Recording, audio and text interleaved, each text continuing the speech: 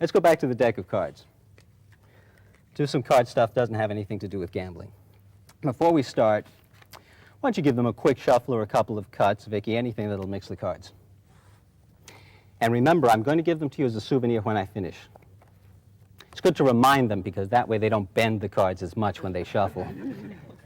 What I want you to do, I'm going to need your help. Can you just maybe slide your chair a little bit? That's fine. Just like that is perfect. Let me just, before we go any further, take out 4 cards that are going to be important in this in just a few moments. We are going to need the aces, but other than that, you'll have a free choice of any cards you want. What I want you to do, Vicki, is to reach in there, pull out any card you want, leave it on the table. Take any card at all, but don't ruin that spread. No, it's just a joke. Go ahead, take any card you want. I want you to take any card you want also, okay? And would you reach in there, Mary, and take any card?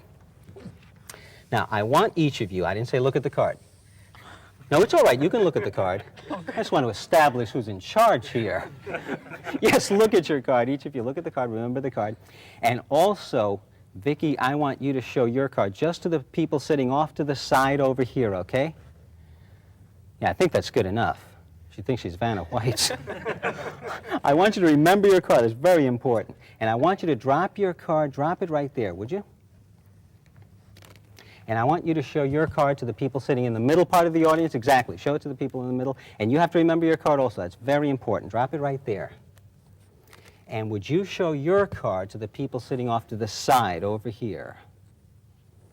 Okay, I think that should do it. And you remember it too, though, because you're the one who's personally responsible for that card. Would you drop it right there?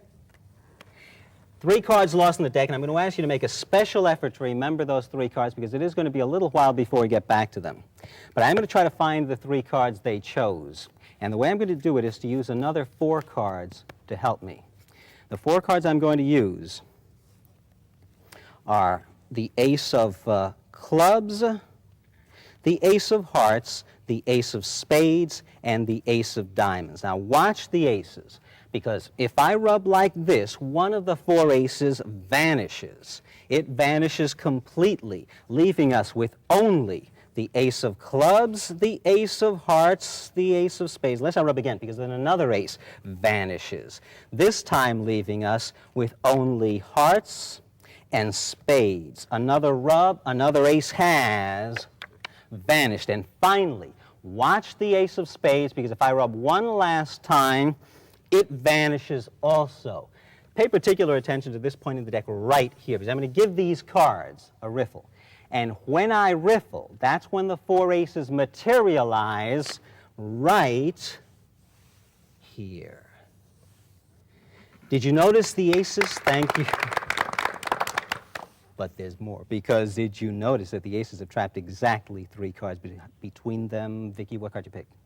The 10 of Hearts. The 10 of Hearts, and your card was the? 5 of Spades. The 5 of Spades, and finally Mary chose the? 9 of Clubs. 9 of Clubs.